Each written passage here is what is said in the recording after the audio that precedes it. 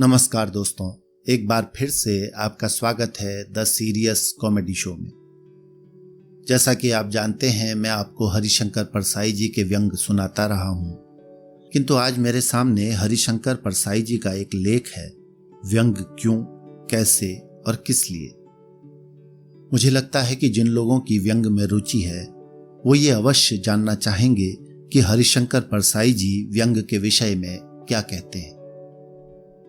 तो प्रस्तुत है हरिशंकर परसाई जी का लेख, व्यंग क्यों, कैसे, किस लिए। मैं व्यंग लेखक माना जाता हूं। व्यंग को लेकर जितना भ्रम हिंदी में है उतना किसी और विधा को लेकर नहीं। समीक्षकों ने भी इसकी लगातार उपेक्षा की है। अभी तक व्यंग की समीक्षा की भाषा ही नहीं बनी। मजा आ गया से लेकर बखिया उधेड़ दी तक कुछ फिक्रे इस पर चिपकाकर समीक्षा की इतिश्री समझ ली जाती है। अक्सर विनोद, हास्य, मखौल से व्यंग को अलग करके नहीं देखा जाता। मेरी ही कोई रचना पढ़कर प्रबुद्ध पाठक भी कह देता है, बड़ा मजा आया, जबकि मैंने खिजाने के लिए वो चीज लिखी है। आदमी कब हंसता है, इस संबंध में बड़ी दिलचस्प और विभिन्न धारणाएं हैं। एक विचार यह है कि जब आदमी हंसता है तब उसके मन में मैल नहीं होता। हंसने के क्षण भर पहले उसके मन में मैल हो सकता है और हंसने के क्षण भर बाद भी, पर जिस क्षण वो हंसता है उसके मन में किसी के प्रति मैल नहीं होता। फिर जिसका हाजमा अच्छा हो वही हंस सकता है। कब्ज का मरीज मुश्किल से हंसता है। फिर जब मनुष्य को चैन की यानी वेल बीइंग की अनुभूति होती है तब वो हंसता है।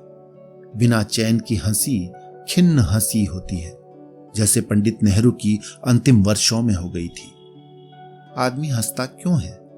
परंपरा से हर समाज की कुछ संगतियां होती हैं, सामंजस्य होते हैं, अनुपात होते हैं। ये व्यक्ति और समाज दोनों के होते हैं। जब ये संगति गड़बड़ होती है तब चेतना में चमक पैदा होती है। इस चमक से हंसी भी आ सकती है और चेतना में हलचल भी पैदा हो सकती है। शरीर में कितनी बड़ी नाक हो, इसका एक अनुपात मानस में बना हुआ है। पर अगर किसी की बहुत मोटी नाक हो तो लोग कहते हैं, अरे ये तो नाक की जगह आलू बड़ा रखे हैं, और हंस पड़ते हैं। साइकिल पर एक आदमी बैठे, ये संगति है। दो को बर्दाश्त कर लिया जाता है, पर एक साइकिल पर 3 सवार हों और वे गिर पड़ें तो उनकी चोट के प्रति सहानुभूति नहीं होगी, बल्कि दर्शक हंस पड़ेंगे। अच्छे गिरे साले। हमारे यहां कंजी आंख बुरी मानी जाती है। कंजी आंख वाले पर लोग हंसते हैं। कहावत है, 100 में सूर, सहस्त्र में काना, 1.25 लाख में ऐचक ताना करे पुकार, मैं कंजे से खाई हार। पर कंजी आंखें पश्चिम में अच्छी मानी जाती हैं। आमतौर पर पतले होंठ सुंदर माने जाते हैं, पर नीग्रो लोगों में अच्छे मोटे होंठ भी अच्छे लगते हैं। भारत में किसी के नीग्रो जैसे मोटे होंठ हों तो लोग हंसेंगे, क्योंकि सौंदर्य बोध की संगति बिगड़ती है। लोग किसी भी बात पर हंसते हैं।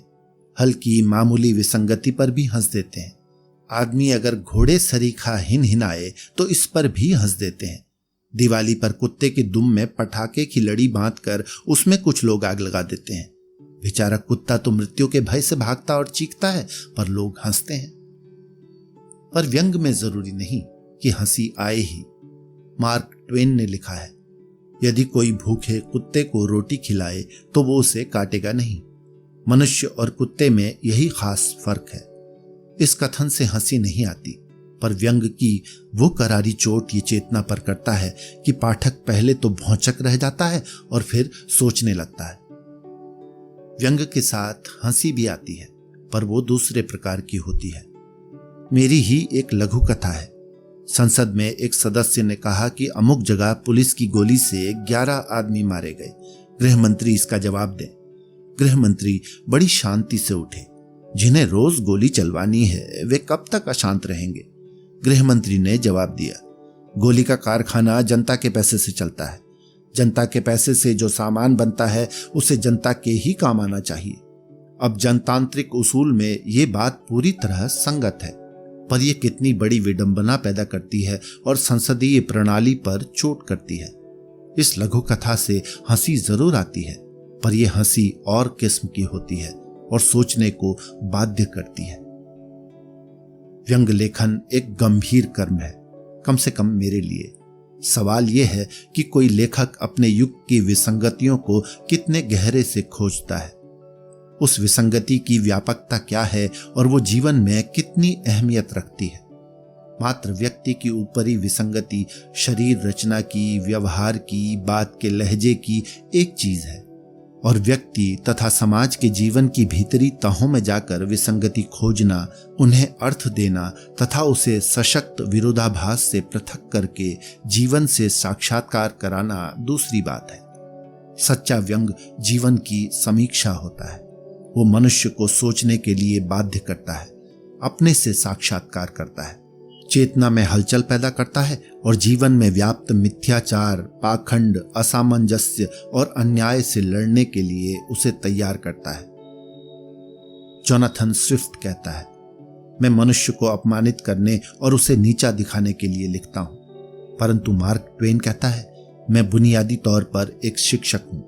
मेरा ख्याल है कोई भी सच्चा व्यंग लेखक मनुष्य को नीचा नहीं दिखाना चाहता। व्यंग मानव सहानुभूति से पैदा होता है। वो मनुष्य को बेहतर मनुष्य बनाना चाहता है। वो उससे कहता है, तू अधिक सच्चा, न्यायी, मानवीय बन। यदि मनुष्य के प्रति व्यंगकार को आशा नहीं है, यदि वो जीवन के प्रति कंसर्न नहीं है, तो वो क्यों रोता है उसकी कमजोरियों पर? जो ये कहते हैं कि व्यंग लेखक निर्मम, कठोर और मनुष्य विरोधी होता है, उसे बुराई ही बुराई दिखती है, तो मैं जवाब देता हूं कि डॉक्टर के पास जो लोग जाते हैं वो रोग बताता है। तो क्या डॉक्टर कठोर है, अमानवीय है? अगर डॉक्टर रोग का निदान न करे और अच्छा ही अच्छा कहे तो रोगी मर जाएगा। जीवन की कमजोरियों का निदान करना कठोर होना नहीं है। अच्छे व्यंग में करुणा की अंतर्धारा होती है। चेखव में शायद ये बात सबसे साफ है। चेखव की एक कहानी है, बाबू की मौत। इस कहानी को पढ़ते पढ़ते हंसी आती है, पर अंत में मन करुणा से भर उठता है। जिस बात पर कहानी का ताना बाना चेखव ने बुना है वो ये है, थिएटर में एक बाबू नाटक देख रहा है और ठीक सामने उसका बॉस बैठा है। बॉस की चांद है। बाबू को छींक आती है और उसे लगता है कि उसकी छींक के छींटे साहब की चांद पर पड़ गए हैं। वो घबराता है और इंटरवल में साहब से माफी मांगता है। साहब माफ कर दीजिए, मुझसे गलती हो गई, मैंने जानबूझकर गुस्ताखी नहीं की। अब मजा यह है कि साहब की चांद पर छींटे पड़े ही नहीं। वो नहीं जानता कि बाबू माफी किस बात की मांग रहा है। वो उसे डांटता है, क्या बकबक लगा रखी है, भागो यहां से। इधर बाबू समझता है कि साहब ज्यादा नाराज है। वो खेल छूटने पर फिर माफी मांगता है। साहब मैं क्षमा चाहता हूं, मुझे जुकाम हो गया है, मैंने जानबूझकर वैसा नहीं किया है। साहब फिर उसे डांटकर भगा देता है। 3 दिन तक ये क्रम चलता है। बाबू माफी मांगता है, पर साहब नहीं जानते कि माफी किस बात की मांग रहा है। वो अधिकाधिक खींचकर उसे भगाता है। इधर बाबू समझता है कि साहब को बड़े छींटे पड़े होंगे, तभी नाराज है।